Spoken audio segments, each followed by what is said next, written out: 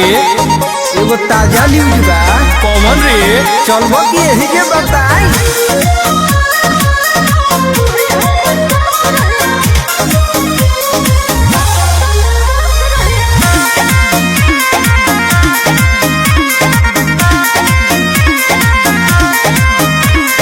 कोइले बाड़ू हाला कहे सिंदूर डालावा के लागता कि मन बुहत कड़ी लगावा के। ये सब क्या है? आप लोग तमाशा बना के रखे हैं जी। तमाशा दिख रहा है आपको?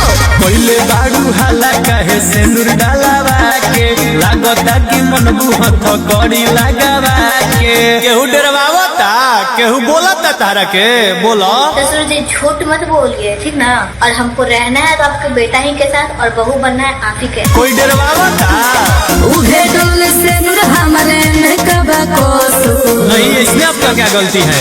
उहे हमर सास रहे उहे हमर सास, अरे उहे हमर मरद रहे उहे हमर भास। कोई बोलता ही रे।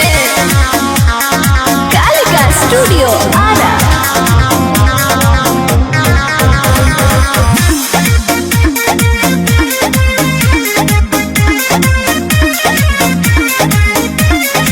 कई दिन से वो कराला प्यार रहे दिल में, रहेला गदर मचैलू महफिल में। हम नहीं जननी हमर पड़ल रहे पीछा, भर दिल में हमर पूरा भइछा।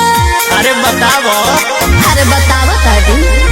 कई दिन से वो कराला प्यार रहे दिल में, रहेला गदर मचैलू महफिल में। हम नहीं जननी हमर पड़ल रहे पीछा, भर दिल में हमर पूरा भइछा।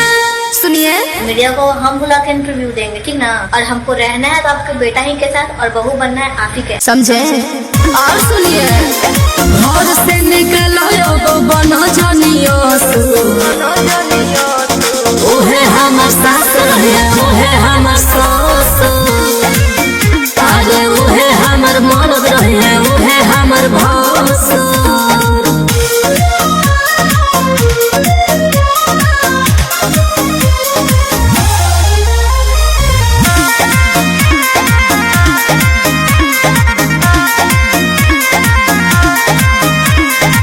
कइले बारू जिद बाकी लागल एगो आहबा, पहिले से भइल का दो तोहार बियाह बा।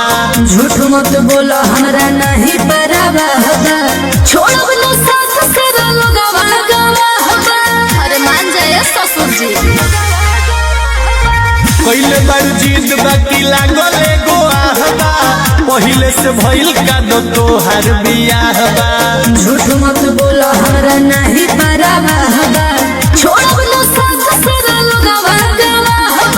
अच्छा, हम शादीशुदा थे तो आप प्रूफ दीजिए कि हम शादीशुदा हैं। अच्छा, हम आपको शादीशुदा दिख रहे हैं? जी बिल्कुल नहीं। रंजन हते गुडू बुझो जानी मोसू, ओहे हमर सास रहे ओहे हमर सास।